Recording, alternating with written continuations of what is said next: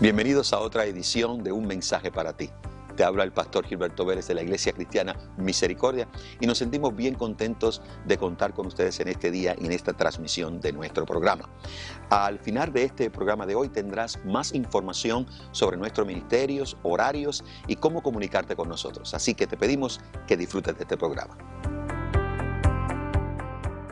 La semana antepasada comencé un sermón que es en serie y se llaman Las señales que nos marcan la realidad de quién es Él.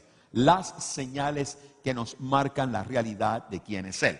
El propósito de esta serie de mensajes es que nosotros podamos entender que la palabra del Señor tiene algo interesante. Cuando el Señor comienza sus primeros milagros, momentos extraordinarios en su ministerio, Él no utiliza la palabra milagro. Él realizó hazañas milagrosas. Él realizó hazañas de gran prodigio. Él realizó cosas increíbles, extraordinarias y sobrenaturales. Pero cuando la palabra del Señor, cuando Él decide hablar, Él dice, estas señales Él hizo. Utilizó la palabra señal. En otras palabras, en otras partes de la Escritura se identifican milagros. Pero realmente entre todas estas hazañas que el Señor creó, hay unas partes de ella, unos de ellos que el Señor le llama señales. Y el propósito de ello fue que nosotros pudiéramos, a través de esas señales, se pudiera definir realmente en nuestra vida quién es realmente Jesús de Nazaret. Que esas señales puedan marcar una dirección en nuestras vidas. La palabra del Señor identifica esas señales que marcan la realidad de quién es Él. Él hizo cosas trascendentales, no para que nosotros nos asombráramos, pero para que nosotros sepamos que en Él es la dirección correcta, que Él es el Hijo de Dios, que Él es el Mesías, que en Él nosotros encontramos lo que nosotros necesitamos. Sea el nombre de Dios alabado. Hoy quiero ir a la segunda señal. La segunda señal que nosotros vemos es ante la amenaza de muerte, Él trae provisión. Ante la amenaza de muerte, Él trae provisión. Y vamos al libro de Juan, en el libro de Juan, el capítulo 4, comenzando con el versículo 46 al 54. Lo voy a leer rápido y luego vamos a ir sobre de él. Esta porción de la palabra dice lo siguiente. Vino pues Jesús otra vez a Caná de Galilea, donde había convertido el agua en vino. Y había en Capernaum un oficial de rey cuyo hijo estaba enfermo. Cuando oyó que Jesús había llegado de Judea a Galilea, vino a él y le rogó que descendiese y sanase a su hijo, que estaba a punto de morir. Entonces Jesús le dijo, si no viereis señales y prodigios, no creéis. Fíjese la palabra que dijo, si no vieres señales, si no vieres señales. Entonces, y el hombre creyó la palabra, el oficial del rey le dijo, Señor, desciende antes que mi hijo muera. Jesús le dijo, ve, tu hijo vive. Y el hombre creyó la palabra que Jesús le dijo y se fue. Cuando ya él descendía, sus siervos salieron a recibirle, le dieron nuevas diciendo, tu hijo vive. Entonces él le preguntó, ¿a qué hora había comenzado a estar mejor? Y le dijeron, ayer a las 7 le dejó la fiebre. Algunos de ustedes tienen una Biblia, dice la 1 de la tarde. No hay contradicción, ¿ok? No existe contradicción. Aquí en Reina Valera utiliza las 7, no es la hora en específico, es el periodo en el día, el séptimo periodo, que equivale a la 1 de la tarde. ¿Ok? Así que nadie crea que la Biblia es tan diferente. El padre entonces extendió que aquella era la hora en que Jesús le había dicho, tu hijo vive, y creyó con él toda su casa. Esta segunda señal hizo Jesús cuando fue de Judea a Galilea. ¿Lo vio ahí? Esta segunda señal hizo Jesús. Ahora bien, cuando nosotros sabemos, y probablemente aún cuando usted y yo sabemos que nuestro destino como creyentes está seguro en el Señor, siempre existe en nosotros, aun cuando yo lo digo, cuando yo lo confieso, que mi destino está seguro en Él, aún existe dentro de nosotros una tendencia a sentir temor y miedo cuando nosotros nos enfrentamos a situaciones las cuales envuelven nuestra propia salud o la salud de a un ser querido. Nosotros podremos confesar todo lo que queremos. El Señor sabe, mi destino está amarrado en las manos de Él. Podemos decir todo lo que sea, pero cuando nos llega a nosotros un momento en el que nos enfermamos o que algún familiar muy cercano, muy querido para nosotros, comienza a enfermarse con una enfermedad seria, que comienzan en nuestra vida a llenarse de temores, a llenarse de miedos. Eso me recuerda cuando a mi esposa le dieron su diagnóstico la primera vez de cáncer. Aunque había en nosotros una fe muy grande de que Dios estaba en control de todo, amados, eso no quiere decir que nuestras vidas no se llenaron de cierto temor. Es como si la seguridad de una vida eterna con Él se disipa, se desaparece ante la realidad en nuestra vida de una enfermedad. Si de algo tenemos temores, es que nos falte salud. En esta ocasión Jesús fue nuevamente a Caná de Galilea y se acerca una persona con una necesidad muy grande. Le faltaba a esa persona la salud para su hijo. Aparentemente ese caballero había viajado unas distancias muy grandes, porque de regreso se le acercaron sus siervos para comunicarle, dijeron en el día anterior que el muchacho lo que había pasado. En esta primera señal nos especifica que Jesús había hecho esas señales para que sus discípulos creyeran. Pero en esta ocasión, dice la porción de la Escritura, que sus discípulos, y creyó el Señor con él y toda su casa. La primera señal era para los discípulos. Esta segunda señal era para nosotros. Esta segunda señal era para mí y era para aquellos que están conmigo en mi casa. Cuando oyó a Jesús que había llegado a Judea de Galilea, fue a él y le rogaba que descendiese y sanase a su hijo. Ahora bien, el padre del muchacho, al hacer este viaje a Capernaum, cometió por lo menos 2 errores, a mi parecer. Primer error que cometió: dio por sentado que para hacer una curación Jesús tendría que ir de Caná a Capernaum y llegar hasta la cama del muchacho. En este sentido no se le puede comparar favorablemente con la del centurión, que el Señor le dijo: vete, que ya está sano, ¿no? Y con el cual, sin embargo, a veces también se le ha confundido en muchas ocasiones estos dos relatos. Ese fue el primer error. El primer error de nosotros es pensar que yo necesito que a mi casa llegue una persona para que ore. Yo necesito que a mi casa venga el pastor. Nosotros estamos ahí, pero realmente es Cristo quien hace la obra. ¿Me entendió? ¿Entendió? El Señor no tenía que haber ido allí para que ocurriera eso. Pero el primer error de este hombre es pensar: no, para que mi hijo sea sano, ven. El otro no. El centurión le dijo: mira, ¿sabes qué? Yo soy indigno de que manda la palabra y será hecho. Se ven los dos tipos de convicciones, ¿no? Se ven los dos tipos de convicciones, ¿no? Aquel dijo: no, tú no tienes que ir. Tú dis la palabra y él será sano. Este dijo: no, ven a mi casa. El segundo error es que también estaba convencido de que el poder de Cristo no alcanzaba más allá de la muerte. Por eso Jesús debía ir inmediatamente, pues el muchacho estaba a punto de morir. Si había algún retraso y el muchacho moría antes de que el sanador llegara, todo estaría perdido. En otras palabras, una fe incompleta e ineficaz. Tienes que venir y ven rápido antes que se muera, sin saber que ese Jesús de Nazaret resucita los muertos también. Bendito el nombre del Señor.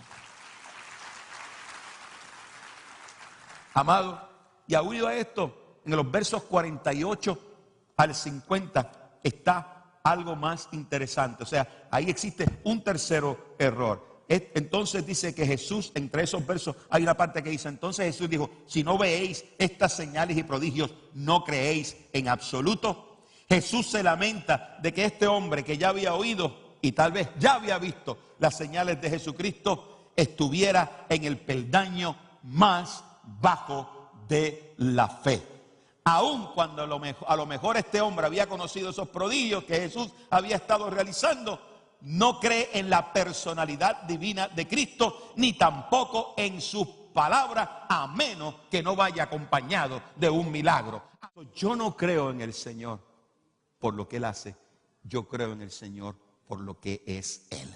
Yo tengo que amar al Señor por la persona. Yo no amo al Señor por lo que obtengo de la persona. Él es en mi vida el Rey, Él es en mi vida el Señor, Él es en mi vida el Dios. Yo le reconozco quién es Él y Él se encarga de hacer todo lo demás. Aún cuando yo esté enfermo, aún cuando esté al borde de la muerte, ese Padre Celestial ejercerá misericordia y hará sanidad para mi vida. Amados, el problema de la religiosidad es que la religiosidad solo nos enseña los prodigios, pero no nos habla del que hace los prodigios. No me enseña a amar al que hace los prodigios. Por eso Él fue muy claro: estas señales seguirán a los que le temen. En su nombre echarán demonios. En otras palabras, mi amado, estas señales seguirán a los que le temen. ¿Aló? Estas señales seguirán a los que le temen. Indica que la manifestación del poder en nuestras vidas producirá señales. Repito, la manifestación de Dios en nuestras vidas producirá señales. Repito, la manifestación de Dios en nuestras vidas producirá señales. Lo que hace Dios en mi vida produce señales. Lo que yo recibo de Dios produce señales. El beneficio de Dios en mi vida produce señales. Serán señales, y el que mire creerá, no porque yo le haya dicho, pero porque ha visto en mi vida una señal. Bendito el nombre de Dios.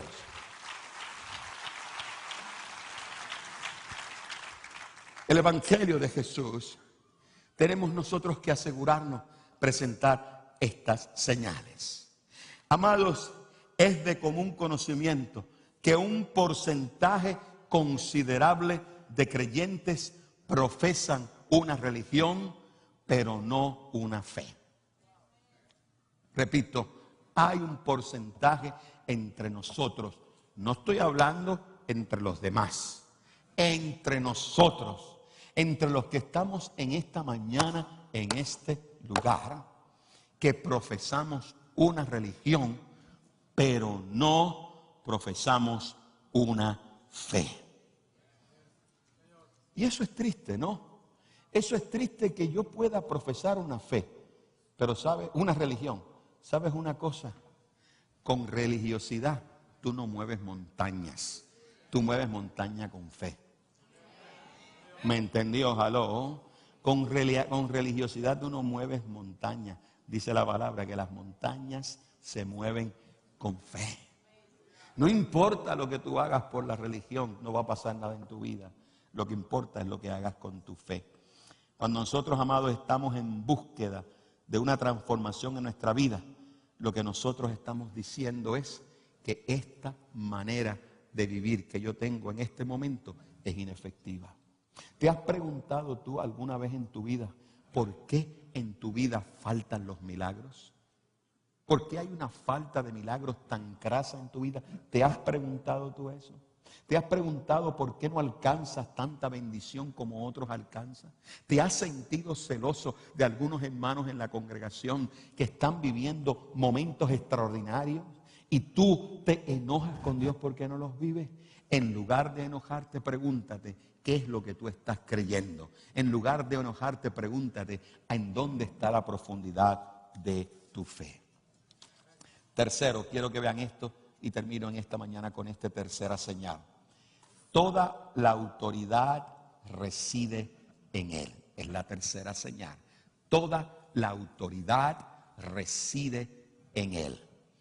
Dice en Juan capítulo 5, de versos del 1 al 14, da una historia. Y nos dice en esta historia que Jesús llegó a un lugar allí y estaba un estanque llamado el estanque de Betesda. En ese estanque de Betesda dice que tenía 5 pórticos y ahí llegaban todos los enfermos, los paralíticos, los cojos, los ciegos, y llegaban ahí. Y dice en el verso 4, Reina Valera, si usted tiene la Nueva Traducción Viviente o tiene la en la Nueva Versión Internacional, se va a dar cuenta que el versículo 4 no existe. Se va a dar cuenta que el versículo 4 no existe. Por eso es que alguna gente dice que esa Biblia es incompleta. No es cierto. Lo que sucede es que en Reina Valera se incluyó como parte de su explicación eso de que el ángel descendía de tiempo en tiempo al estanque y agitaba el agua, y que el primero que descendía al estanque después del movimiento del agua quedaba sano de cualquier enfermedad. Incluyó una creencia popular, una leyenda del pueblo. No era que eso sucedía así. Toda la gente se arremolinaba para eso. Jesús llega a ese lugar para cambiar la historia. Jesús llega a ese lugar para cambiar la historia. Cuando Jesús llega a ese lugar, se dio cuenta que allí estaba una persona tirada. Dice que una enfermedad, había un hombre que tenía 38 años que estaba enfermo. Y dice que cuando Jesús lo vio acostado y supo ya mucho tiempo, Jesús va y le pregunta al que estaba tirado allí. Bueno, no es que el Señor, los demás no estaban enfermos, pero parece que ese era el único que estaba todo crippled, todo ahí tirado, ¿no? Y el Señor le hace una pregunta interesante. Le dice, oye, ¿tú quieres ser sano?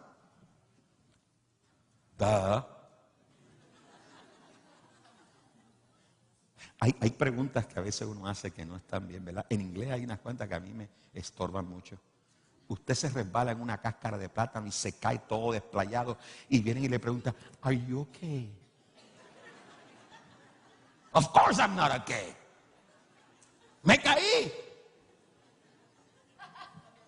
Pero siempre le preguntan, ¿Are you okay? Llegan a una persona que se le murió el esposo, la esposa, lo que está todo tirado llorando y le dice, How do you feel? ¿Cómo te sientes? ¿Cómo me voy a sentir? Se me acaba de morir la mujer o se me murió el marido. ¿Cómo me voy a sentir? ¿Ah? Esas son preguntas que se hacen. Sin embargo, Jesús nunca ha hecho una pregunta tonta. Nosotros los seres humanos hacemos preguntas tontas, pero Él no. Todo en la vida de nuestra relación con el Señor tiene un propósito y una explicación. Le dijo, ¿no está ahí? ¿Quieres ser sano? Señor, le respondió el enfermo, no tengo quien me meta en el estanque cuando se agita el agua, y entre tanto que voy, otro desciende antes que yo. La pregunta que le hizo Jesús fue para que él confesara la idea que había dentro de él. ¿Usted sabe por qué ese hombre estaba tirado allí por tantos años? Porque no había una razón correcta. Él estaba esperando que alguien continuara perpetuando una leyenda. Entonces, la gente nunca, ¿por qué la gente no lo echaba? Oye, ¿alguna vez tú te vas a atrever a echar a un sin impura, a un cojo o a un paralítico? Yo he estado en el estanque de Bethesda cuando lo descubrieron. Eso no hace tanto. Yo estuve. Y cuando empezaron a hacer, nada más se pudo descubrir una parte cuando yo fui. Era profundo. Nunca lo echaban porque nadie dijo, yo voy a echar el paralítico este y lo tiramos ahí y se ahoga. ¿No?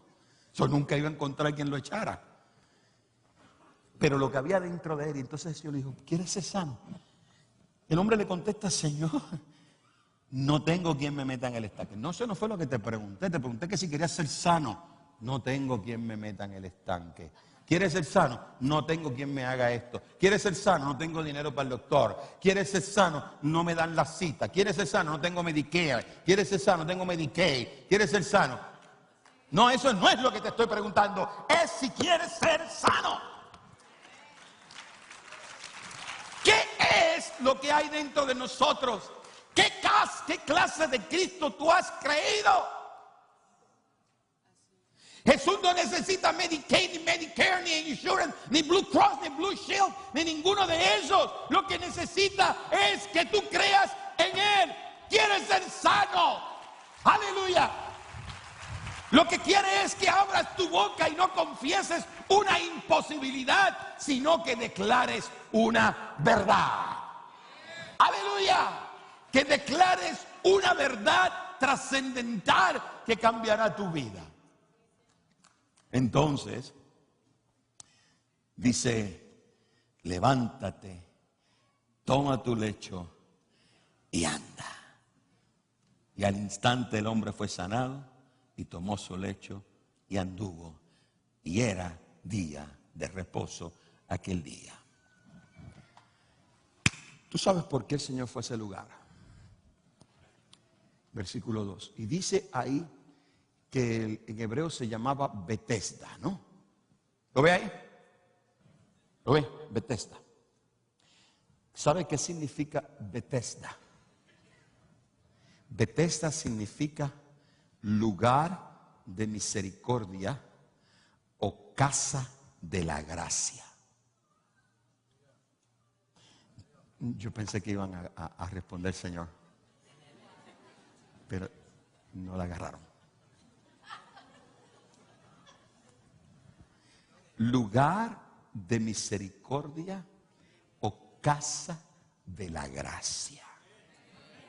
Lugar de misericordia o casa de la gracia. Ahora, ¿quieres ser sano? No tengo quien me meta allá en el estanque. No, hijo, no es lo que te estoy diciendo. Ese estanque nunca te va a sanar. Se llama Betesda, pero ahí no hay nada. El que está delante de ti es el lugar de la misericordia. Es la casa de la gracia. Quien te habla es precisamente el que puede hacerlo. ¡Aleluya! ¡Wow! Jesús escogió ese lugar porque Jesús quería dejar establecido quién era Él. No es ese estanque. Jesús no es un estanque. Jesús no es un amuleto de la suerte. Jesús no es nada de eso. Jesús no es una creencia popular. Jesús no es una creencia religiosa. Jesús no es un estanque. Jesús es el mismo lugar de misericordia y casa de la gracia. Aleluya. Ese es Jesús.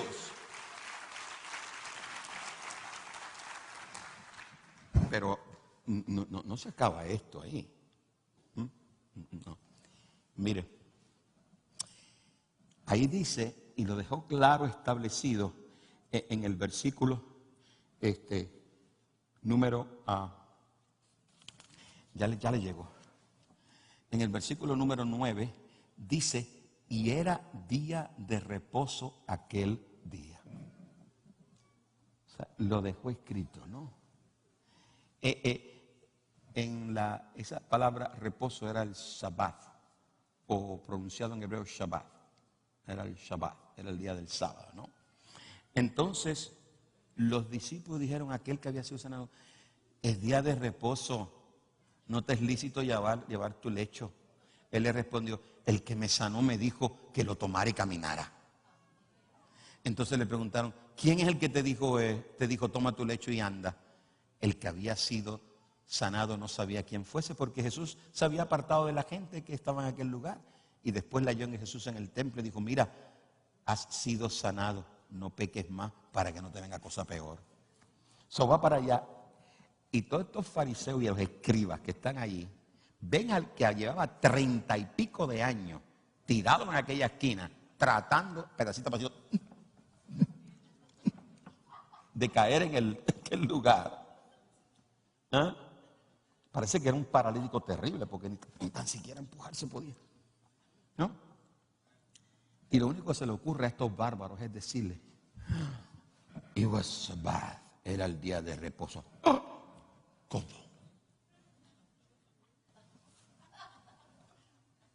En Marcos 1:22 dice lo siguiente, y se admiraban de su doctrina porque les enseñaba como quien tiene autoridad y no como los escribas.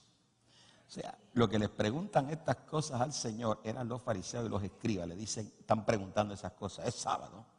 Pero Marcos dice, y se admiraban de su doctrina porque les enseñaba como quien tiene autoridad, no como los escribas. En esa porción la palabra autoridad viene del hebreo que se llama exusía, exusía. Y significa privilegio, escuche esto, privilegio, derecho, jurisdicción y libertad. Privilegio, derecho, jurisdicción y libertad. En otras palabras, Jesús demuestra en este lugar que Él tenía todo el derecho y la libertad para hacer un milagro en cualquier momento y en cualquier lugar. Sea el nombre de Dios alabado. Sea el nombre de Dios alabado. Esos escribas, la palabra les llama gramateus, en griego le dicen gramateus o nomikoi, otra palabra es nomikoi. Y esa gente que están hablando con Jesús eran doctores de la ley.